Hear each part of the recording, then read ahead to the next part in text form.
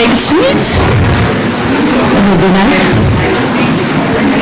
We will start in 5 minutes. Everybody can take a seat. That would be nice.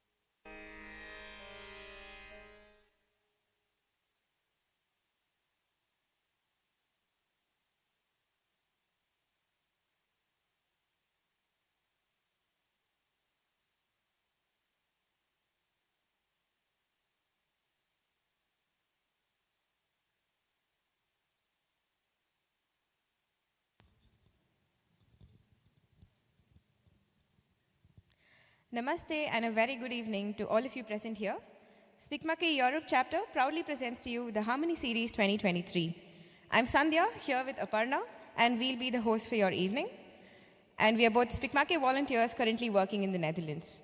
On behalf of SPIC MACAY, we again welcome you all to this musical and informative evening.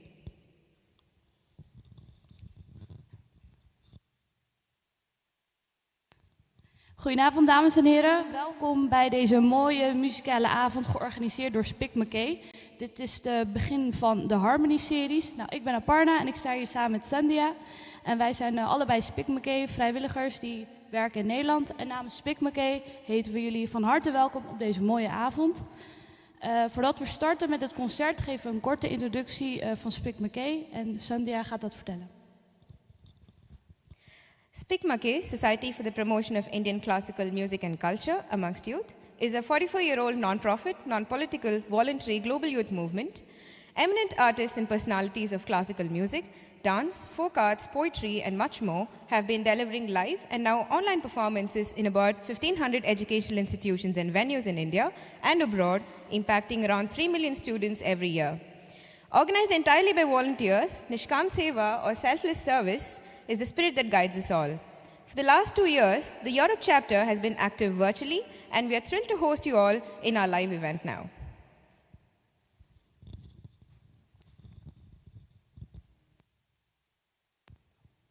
SPIC MACAY, gezelschap voor de promotie van Indiase klassieke muziek en cultuur door de jeugd, is een 44-jarige niet voor winst, niet politieke vrijwillige organisatie. En beroemde kunstenaars en personaliteiten van klassieke muziek, dans, volkskunsten, gedichten, theater, kunst en cinema hebben sinds jarenlang online presentaties gedaan in ongeveer 1500 onderwijsinstellingen en locaties door heel India en ook in het buitenland natuurlijk. En ongeveer 3 miljoen studenten hebben bereikt. Alleen met hulp van vrijwilligers is dit allemaal georganiseerd natuurlijk. SPIC MACAY gelooft in Niskam Seva, oftewel onbaatzuchtige service. Dat is de spirit dat mening geeft eigenlijk aan alles. Sinds de laatste 3 jaren, de Europese kapitol heeft door online middelen, verschillende middelen georganiseerd natuurlijk. Ook in voorgaande jaren waarin we interland concerten hebben gehad.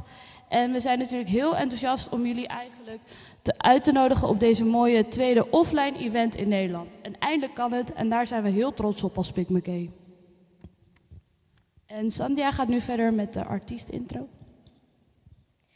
So, moving the spotlight to our artist, we are proud to introduce our artist of the evening, Ustad Bahauddin Dagar ji.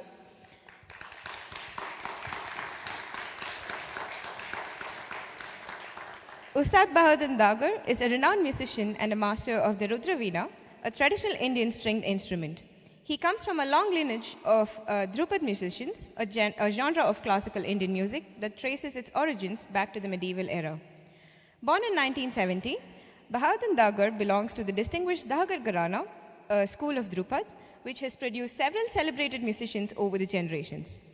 His father, Ustad Bahauddin Dagar, was a prominent Drupad vocalist and instrumentalist, and his mother, Zia Fariduddin Dagar, was also a highly regarded vocalist from whom he started his classical training at the age of 16.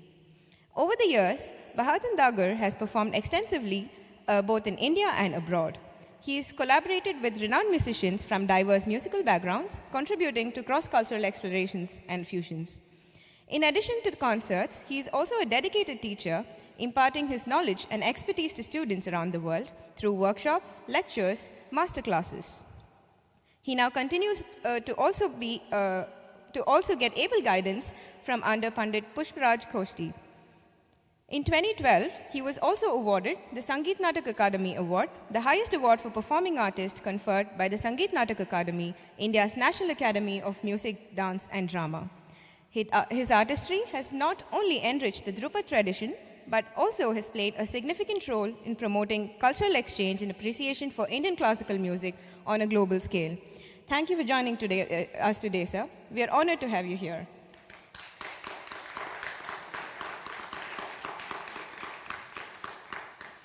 And accompanying our artist on the Tanpura is our own volunteer of SPIC MACAY Europe, Parth Upadhyay.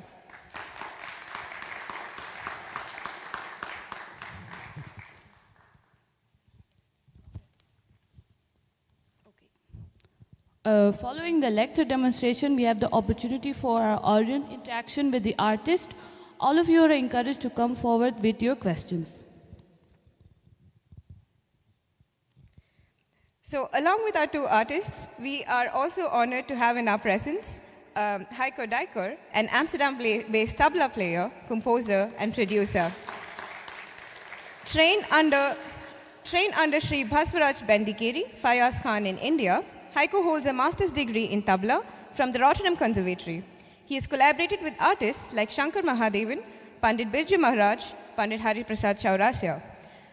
We are glad you could join us today.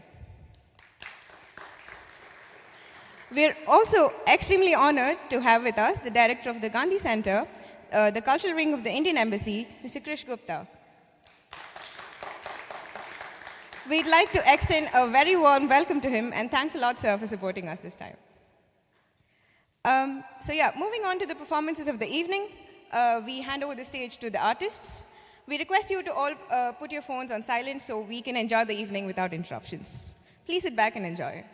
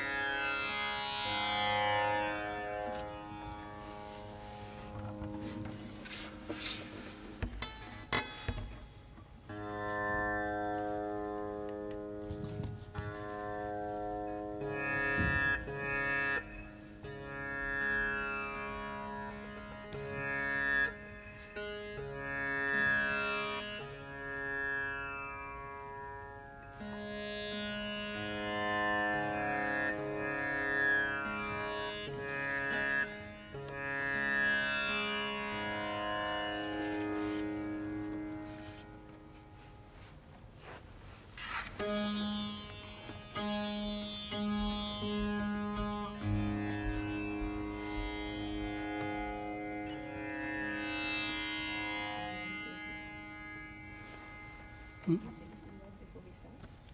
here. One second. Bhajan, last time, Bhajan.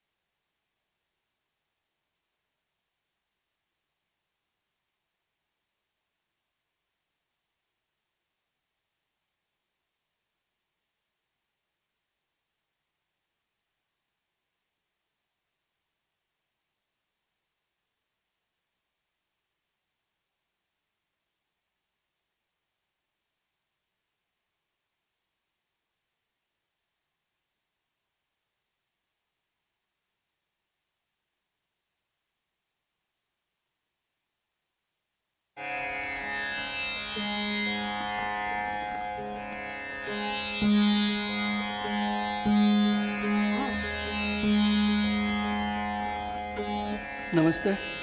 Before I begin, I seek the permission of everybody sitting over here. I shall play an alap, jod and a jhala, at the end of which we can ask the questions. I'm going to play Rageshri.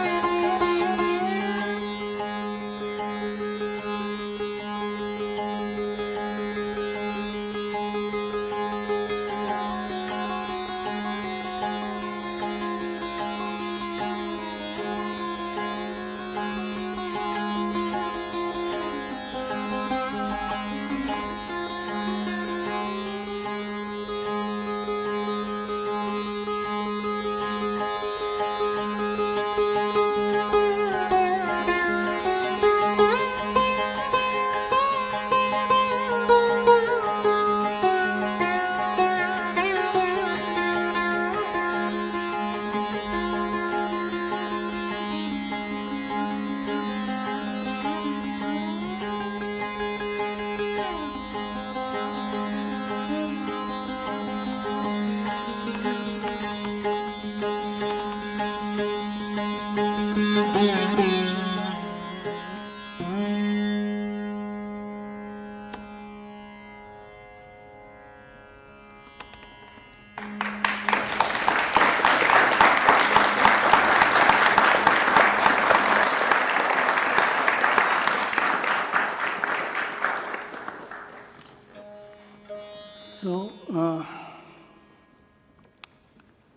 this was Rageshri, the ascending was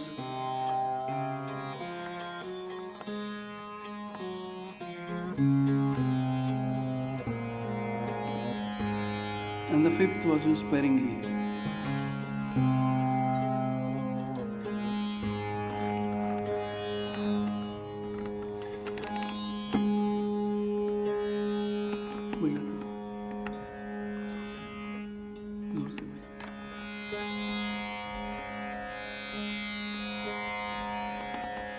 So the tradition demands us to understand the vocal aspect of the genre, Dhrupad, and we use words for every phrase. Instead of thinking in terms of a note, we think in terms of words. So even if it's Sanidha, Re na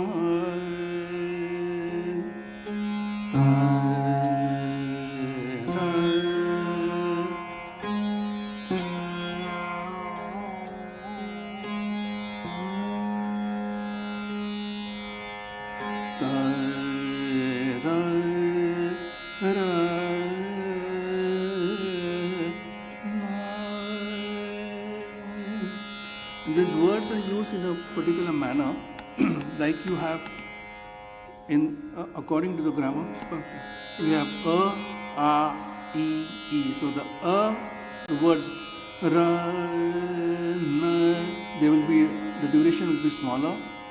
Na, the a ones will be longer. Re,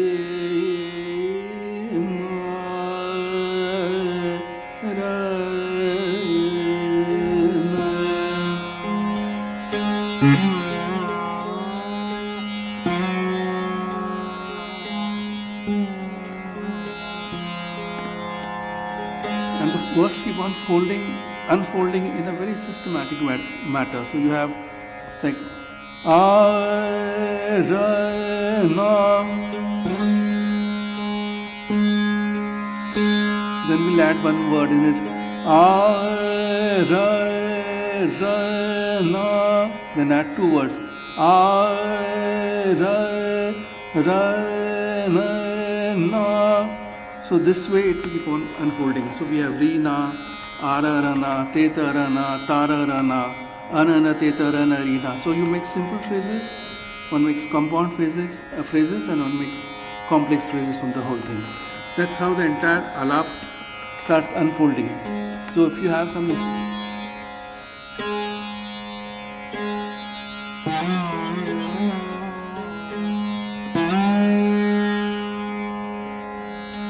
Re, na,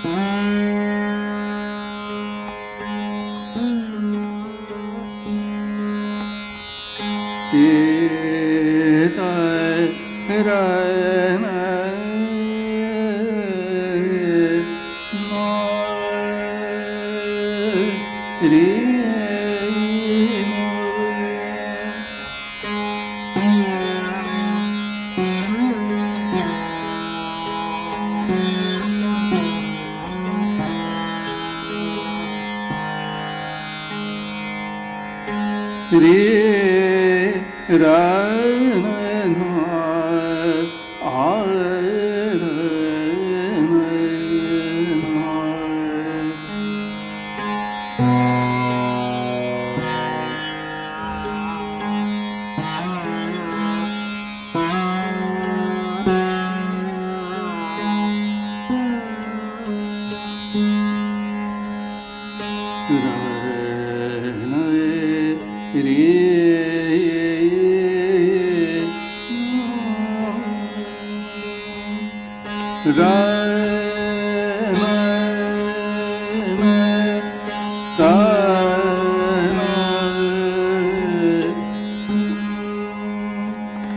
in alap we are stretching the words.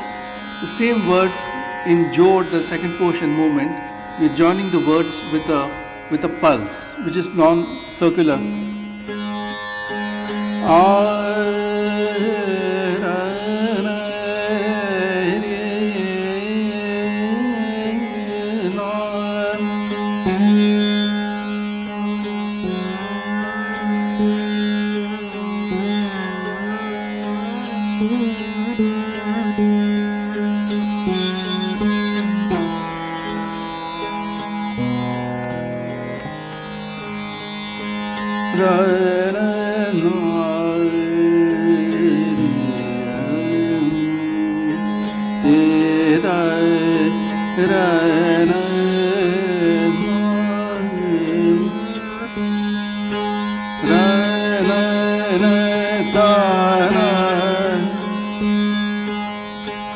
The same in the jhana.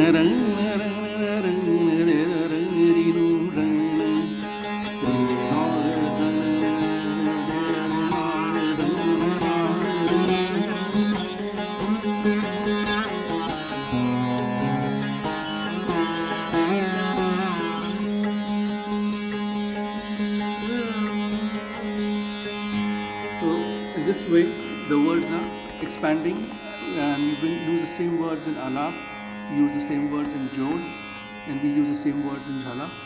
At the same time, we are trying to keep the framework of whatever rag we are playing in, because the framework has a set of notes, but the rag, which we call the swarup of the rag, or which is the identity of the rag, is independent of that framework. It moves around the framework and in between the framework to create the feeling of a rag. It's like the soul of a human being, or it's like a human being, you know, when you see him from close and when you see him from far. When you cannot actually see him, but you sense that this is the same person. Simply the rag has a kind of a sense, and we play along with the sense and try to sometimes push it to different, bring it closer to another rags and yet not feel like another rag, and sometimes just to keep a very strong identity of the rag. So this is basically what happens. Let me say talk about Rudra Veena also. Rudra Veena is, the concept of the Rudra Veena is about 800 years old, and whoever made this instrument dedicated this instrument to Lord Shiva. So, and the people who played this instrument were kind of a recluse kind of people. There were not many people who played this instrument. So what you have over here is what they believe, what Lord Shiva made when he saw Goddess Parvati lying down with the hands open. So this is the arm of Goddess Parvati. These two are the breast of Goddess Parvati. They are also Vishnu, the sustainer of the universe, and Brahma, the creator of the universe. Behind them there are these two openings, which are like the navel openings, which they call them the navel openings, from where the sound comes. Then he took her broken bangles and he fixed 7 frets earlier, and then he pulled out 7 strands of his long hair, and he put 7 strings. to put the 7 strings in place, he had put 7 pegs. Each of them stand for the constellation of stars. So in India, they stand for the Saptarishi, or the 7 sages from whose lineage we are born. They placed a bridge over here, which is where we have an entire tonal quality, although with sound is produced. That is Goddess Saraswati. With that, the vehicle of Goddess Saraswati, the peacock. And this particular instrument is a modification of the older Rudra Veena, which was done by my father to get a deeper tonal quality. Use thicker strings instead of bamboo and tun wood and some other woods like sandalwood or red sandalwood. He adjusted to get it into the Burma teak wood, and he worked with Nitai Babu Kanai Lal in 1963. The first instrument of this prototype was made, and the whole thing changed with the veena in the sense the veena or the bean which was played earlier used to be played on the shoulders with the feet facing behind, because it was not considered good to put the feet in front of either a goddess, because they used to play in the temple, or a god, or to put your feet forward in front of a king. So they would put the feet behind in Vajrasan and sit with the feet facing behind. And that veena weighed about 3.5 kilos, and this veena weighs about 9 kilos. So practically it became impossible to have that position. So we put the left gourd on the lap. These are two actually calabashes, tumbas, which you call them. They are grown, and the decoration is of wood. And then because the position changed from here to here inside, the technique of also playing changed quite a bit, because when the veena was in a more vertical stance, the right hand played a lot of techniques, lot of fingering techniques were there, different ones, fast ones. Many of them were in the courts were very close. Basically, those musicians were in contact with a lot of rabab players, so they had a lot of competition with them. So the right hand technique was developed quite a lot in those players. In that kind of playing, there are some still those kind of players in the country. But when the position of the zither stick comes from top to sideways, then this hand takes a little bit of a rest, and then more attention is paid to the left hand and to the long alaps and to the long means. And so within our family, which is practicing this genre of music, which is called the Dagar Vani or the Dagar School of Music, which is a Dhrupad genre, also earlier known as the Sadharani Giti or the way of the Sadharani. A lot of emphasis is played on the left hand and on the use of the left notes, pulling the notes, trying to be in between the notes and all those kind of things. So if you have any questions, I am ready to.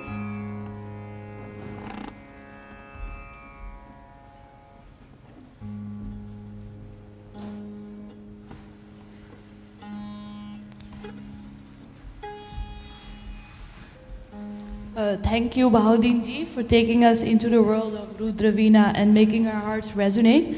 I personally found it very soulful, and hope you all did too.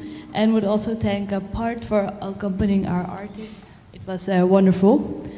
And now the audience interactions begin.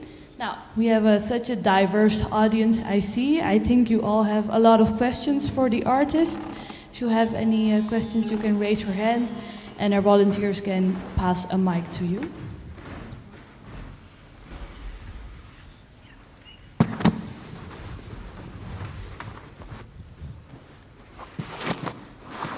Hi. Is it audible? Okay. Thank you, Ustad ji. Here. Yeah. Hi. So, according to my very admittedly limited perception, it seems to me that the Rudra Veena is more commonly used for Dhrupad than, say, the sitar, for example, while the other instruments are more commonly used for other styles like khayal. So I think my question is, first, is this true? And second, not exactly true, because I think the Dhrupad players have become more popular. There are quite a few khayal players. There's Jyoti Hegde, Then there is Suvir Mishra. There is Karsten VK who mixes both the things. Then there is Zaid Faridi Desai. Then there is Ustad Asad Ali Khan's nephew Zaki Ali Haider, and a few other are there. There's one boy in Bangalore also who plays the veena, and now there are more because there's this girl called Madhuvanti. I think she's a student of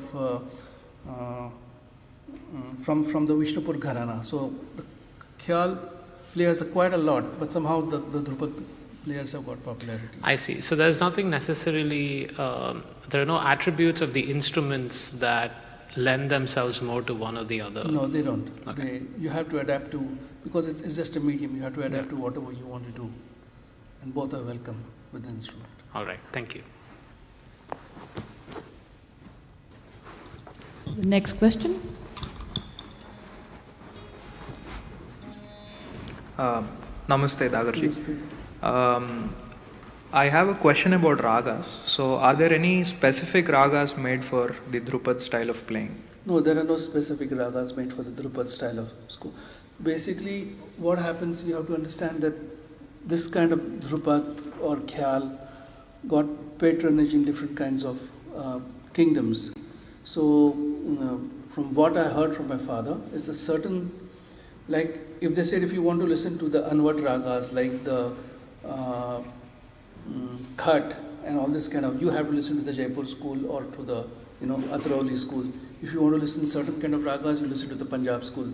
So everybody did a whole set of ragas, but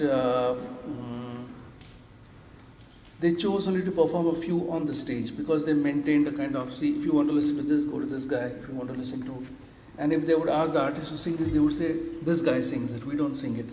In that sense, that other artists would be singing it outside. Because we have a whole lot of rags with us at home, like Khat, we have Tirvan, we play Gange Bhushani, Vange Bhushan, we play Vardhani, Kanakangi. So there are compositions on those things also. But we choose to only play a certain number of ragas outside, which identify mostly with, like the Chandrakons, Yaman, Malkons. So not only that, I mean, as far as I remember, my uncle and my father would also at times sing Khyal and show us how the Khyal is sung, because one of our ancestors married the daughter of Baba Ahmad Khan Sahab, and as in those days, in the dowry, they would teach the daughter about a composition. So she was taught about 300 compositions, and those compositions were sent to our house, which they never sang again. Okay. So we had a collection of those compositions. Then I have heard, there's recently a recording of my Ustad, my uncle, Zia Bahauddin Dagar, where he's singing, at home he was singing Thumri, and it has been recorded and it's been released by Ben Berger from this country and Eastern music.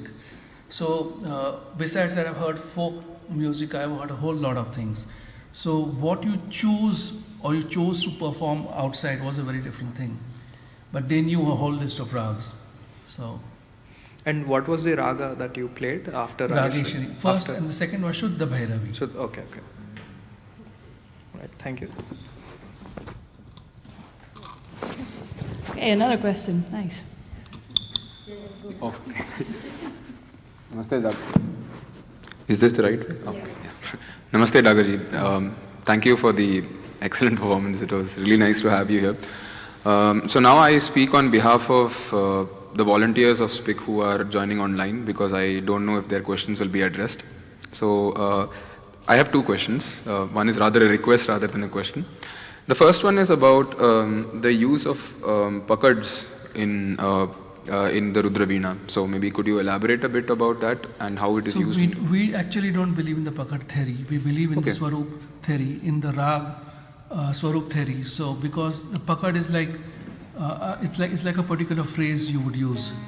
But when we are teaching in the beginning, we won't teach the pakad. We will teach a phrase that becomes like a seed and leads into something else. Okay. So because the entire theory of this pakad and all this came into being when the princely states got abolished, and Bhatkandi ji very resourcefully put everything together, which saved in a very large way what Indian classical music was, but which was a new way of looking at things. And the pakad comes very much in handy when you are doing a very fast tan. So there are points you can go in between and you can move in between them. So we try to remove those pakad and we try to say, what else can you do without it? Is it possible to demonstrate it with So a specific if you have rag? pakad in mind, something like? I mean, I have to decide the rag maybe first. Jog? If you have.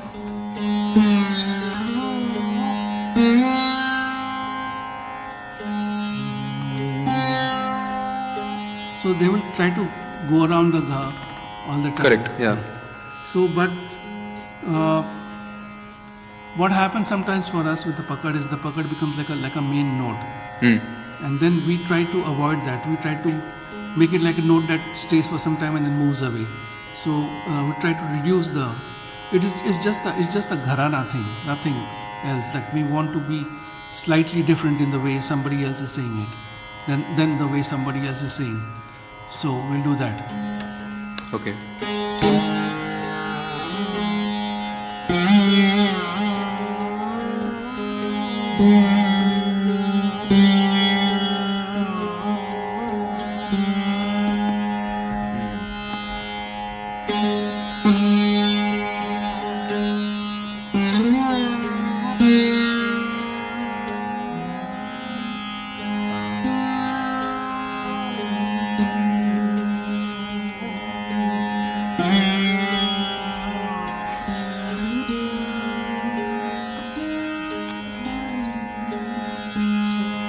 So we'll not emphasize so much on it. Right. It's just a viewpoint. There's nothing wrong in showing the pakad, but it goes into something else that way. I mean, the lineage of thought breaks over here for us. Okay. We use too Okay. much of the pakad. So it just depends on which gharana you Yeah, come from. Okay, exactly. I see. Thank you. So that was the first question. And the second one is a request by one of our volunteers to play a small khyal in Malkons. Small. I mean, it's small again. This depends. Yeah.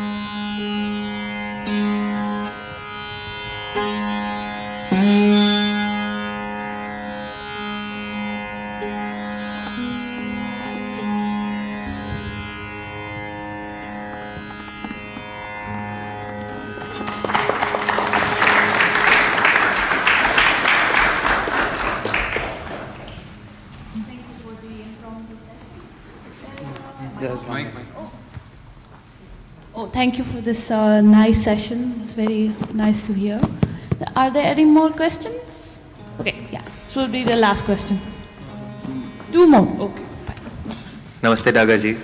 It's my first time hearing the Rudra Veena in person, so I'm very thankful to you for giving us this experience. My question is on the construction of the instrument and how you maintain the shruti of it when you travel with temperature fluctuations and so on. How big of a challenge is it? And looking forward, are there new materials coming in? Is there a different construction of the Rudra Veena in research by different people? Maybe you can shed some light on your... So yeah, we are using a white color wood, which is called Sevan. I don't know, it's like a packing wood instead of deer antler over here, because we require the sound to stay in the stem more than to go in the gourds. So if you use something like Burma teak or something else, the sound directly goes into the sound, into the gourds, that means, sorry. So we're using a white wood over here, which is called Sevan. For the bridge, again, we don't get deer antlers and elephant ivory tusks. So what we are using is we started using rosewood, old pieces of rosewood, and for the chikari also rosewood, and sometimes the tamarind wood is very good, which is a very old concept. So these are the few things that we are changing into. Like even now, these tuners are made out of fiberglass because you don't get any bone you get or any antler you get. It's not dry enough to do anything, and one is not supposed to kill animals anyways. The one other thing is you don't get this size pumpkins now. The pumpkins, the crop of pumpkin is getting just like really smaller and smaller day by day. So Naeem, satar maker from Miraj, had an idea where he cut the pumpkin into 4 different parts and he joined different pumpkins in between that and increase the size of the tumba. So these things we are doing. Again, all these things are all fiberglass mostly. The wood still we are able to acquire from either very old buildings, and the makers have to be in touch with people who break those buildings, and we get the old Burma teak wood. Yeah. That's not going to be for long also. We have to look for something else soon. Just want to mention the elephants as your tuners are a nice touch, so they look very nice. Yeah, it was a bit high over here, so he made so this veena is made by this boy who's called Kunal Joshi. He's 23 years old. He's basically working with clay, and so I was looking for somebody to make a peacock and a dragon for me, and then because the old makers are kind of over, even before I approached Naeem or somebody else. So this boy came and he made the dragon and he made the peacock, and I was very happy with it. And then I just put it into his head, would you like to see how the rest of the veena is, would you be interested in knowing? He says, we'll give it a try, I've never done it. So he came home and he got stuck with me during the pandemic for 2 years. So then we came out with this piece, which we spent 2 years on. We studied, because we opened also my father's first veena. We removed all the color, there were all joints which were broken, we removed everything. We looked inside, outside, and we came to a conclusion, this is required, this is required, this is not required, this is to be done. And that's how now we have veena makers. What was the other question you asked? Looking forward, are there any other materials being used? Because Yeah, when you travel abroad, question about, the temperature fluctuations, whether you can keep the shruti of the Rudra Veena constant. Basically now, in my opinion, from what, and I might be wrong, but as far as I remember, if my father packed his Veena in America, in New York, and he got it to India, and when we opened it, it was perfectly in tune. So Okay. I was a bit surprised, and I asked him, I said, how is this possible? I said, my instrument goes haywire, and Yeah. he told me that the reason for that is you're not still. He said, if the moment you become still and one with your instrument will stay in place. And sometimes when I'm quite still, like I got this now from Copenhagen, and I dropped it also. I know I dropped Wow. it kind of, but it was still just 99% was very much there. Wonderful. Thank you. Probably I'm getting the stillness somewhere.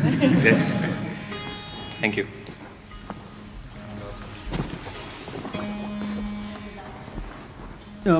Sorry, anybody else wants to ask questions? Because I think they have to wrap up. So I'm outside, I'll be still available to ask questions and interact. Namaste.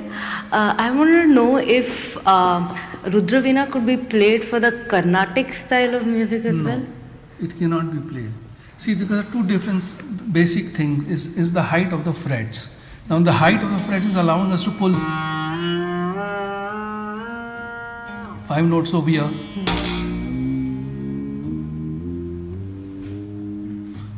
And in the Saraswati Veena, the fret size is adjusted quite lower, Yeah. and it's more sliding. In fact, I had one conversation with D. Balakrishna ji, the son of Dore Swami Iyengar ji. Yeah. And we played together recently in Bangalore, and it just came out of his mouth. Nowadays people pull too many notes. It's not allowed to pull the notes. So I realized, because that Veena is made for playing in a furit, what you call it, in a quick succession. Yeah. So that Veena was made for that kind of thing. It was not made for long means. This Veena is made for long means. Oh. I mean, I have given this Veena to as an experiment. I mean, in London we met Jayanti Komresh and Yeah. exchanged us Veenas, and it doesn't work either ways. There's a lot of limitation when you come to those kind of things. Okay. They are made for certain kind of outlook, so they stick to that quite much. Oh, yeah. Thank you.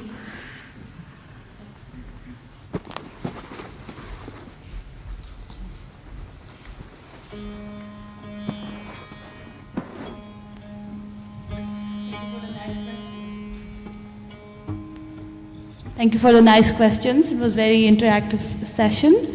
And today we would like to thank everyone to this nice evening. Now, as we are nearing the end of the musical evening, we would like to show our appreciation to the artists and our special guests for joining us today. For this, we would like to invite Heiko Dijker to present the artist with a small token of gratitude and also share a few words.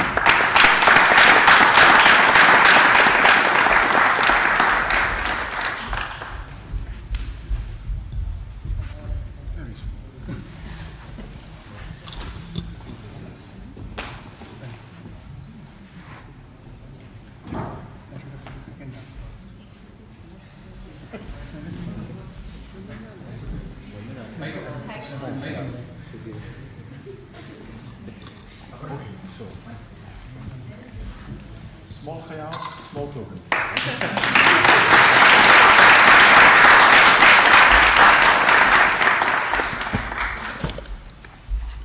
Could share some words. Yeah. Hello. Is it on? I think this is, yeah. No, it's off now. It was on, yeah. Hello. Yeah. So these girls basically forgot to talk about the main thing. SPIC MACAY is a society for promotion of Indian classical music amongst children and youth. And the main thing that SPIC MACAY does is it goes to schools and colleges to create awareness about art, culture, theatre, poetry, and a whole lot of other things. It has about more than 400 conventions, 400 chapters in India. And we as artists travel through all the smallest cities and the smallest villages where you have schools where there is a board in between, and the 1st to the 5th is on the one side, and 6th to the 10th is on the other side, and we interact with the students just to let them know what Indian art and culture is there. There is Kudiyattam, there is Kathakali, there is Khyal, there's a whole lot of things. There are artists who talk about films, who portray the artists they get craftsmen from the villages who teach you about the various skills. So it's like something know your country kind of a thing, and also not only just for Indians but for everyone. And basically all these guys are looking for volunteers so they can invite more artists to this country, and they require help. So I'm hoping some of you can come forward and once in a way interact with them, and they require volunteers who can help them to get the artist, to be with the artist, to chew his brains, all those kind of things. But it was a movement that was started in the late 1970s by Dr. Kiran Seth, who was an IITian, and he heard Indian classical music. In fact, he heard one of my uncles in America, and he didn't recognize what it was. And so he said, I felt a bit ashamed. So I wanted to bring that to the public, and he goes around, all around India trying to, just to give a picture of what this entire culture is and what all things we have in our country.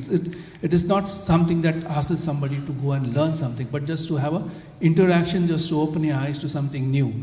So that's what SPIC MACAY is basically, and I've been associated with SPIC MACAY since 1982 when my father was playing for SPIC MACAY, and I've been with him playing Tanpura at schools.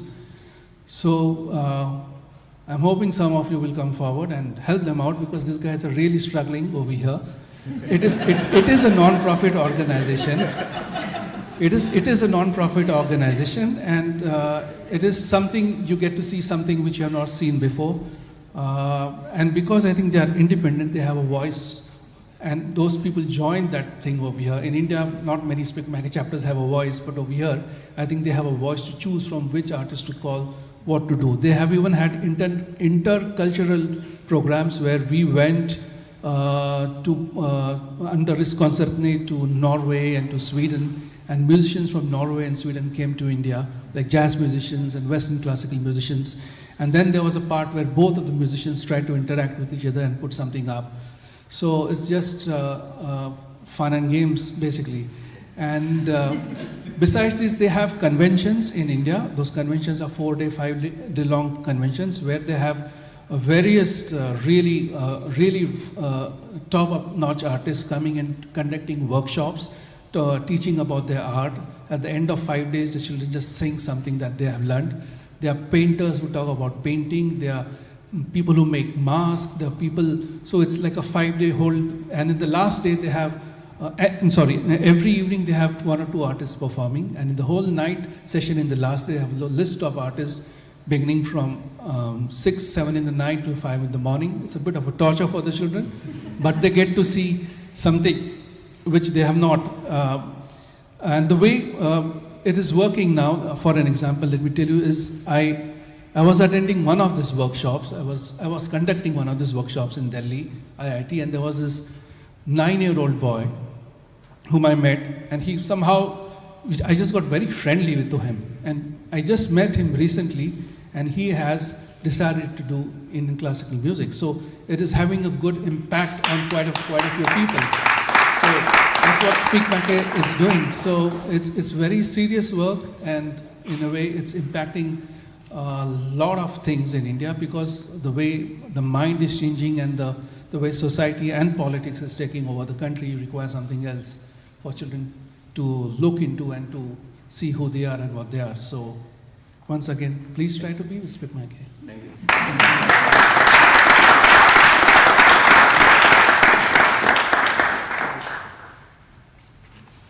Heiko, would you like to share a few words? Why not? Thank you for these beautiful words, but especially thank you so much for so many blissful notes. To me, music is the most special when each note is really like a light, a blessing, a moment of bliss. And for me, your performance and your sound and soul and spirit in the music have we have that. to thank him. And thanks to the sound guy, absolutely. So I don't want to spend too many words because the music speaks for itself, I feel, and your words have been wonderful and very clear in your explanations. I also want to add to SPIC MACAY, I'm looking around and I would love to see more Dutch people, locals. So I hope we can collaborate more and we get a bigger audience and a more international audience to spread Indian music, as is the purpose of SPIC MACAY. And I think in Holland there's a lot of people receptive to this beautiful music because it is the most beautiful music in the world.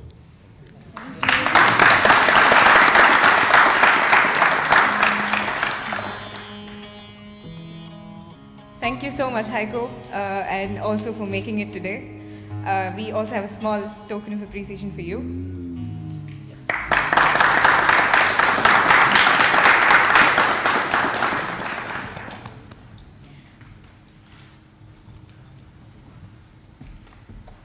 Today, this beautiful venue was graciously arranged and organized by TU Delft. Thank you so much for your enthusiasm towards making this event possible. En dankjewel TU Delft, TU Delft. Bedankt voor jullie enthousiasme en fijn dat we dit mochten meewaken met allerlei mooie mensen, Nederlanders en Indiaanse mensen. Ik hoop dat er nog meer Nederlanders kunnen komen. Ja, helemaal goed. Oh yes, we have a nice gift for them. Kevin and Mortuk, and they come up. Oh, yes. Thank you very much for the sound. And we would like to extend our sincere vote of thanks to Gemeente Delft for providing funds for the event and your timely responses. We would also like to thank SPIC MACAY India, our mentor Mrs. Rashmi Malik, for being the driving force behind this. We also would like to thank our catering, Indian Tiffin Service in Rotterdam, and for arranging the food for today, and our photographer and our volunteers Prithvi, Ashwin and Shyam.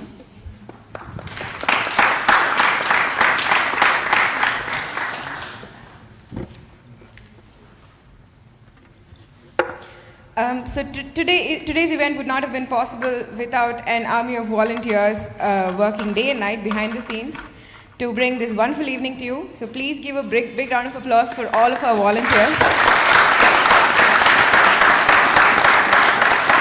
And last but not least, we would thank all of you for being here and for making this event a success. And I would also ask all our volunteers to come here so we can have a picture with our guest and also Dagarji.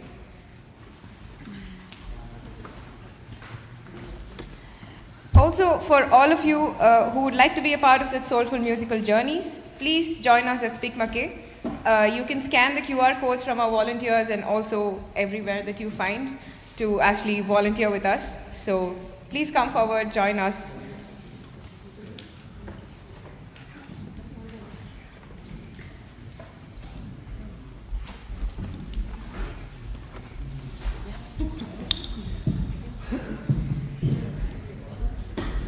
There's one more thing left to say.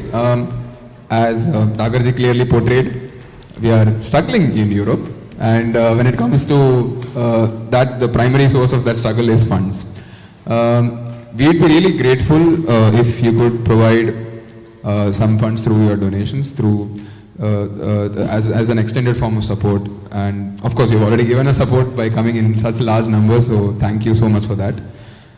It would be really nice if once you leave, we have some QR codes placed on the walls. You could just scan it and yeah, it'll just lead you to a Tiki or a bunk link, because our bank is bunk. So yeah, that's all. Thank you.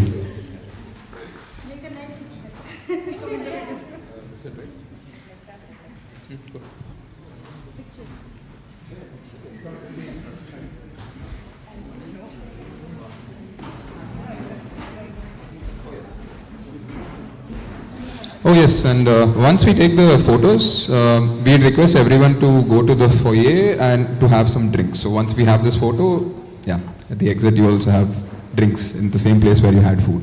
Thank you.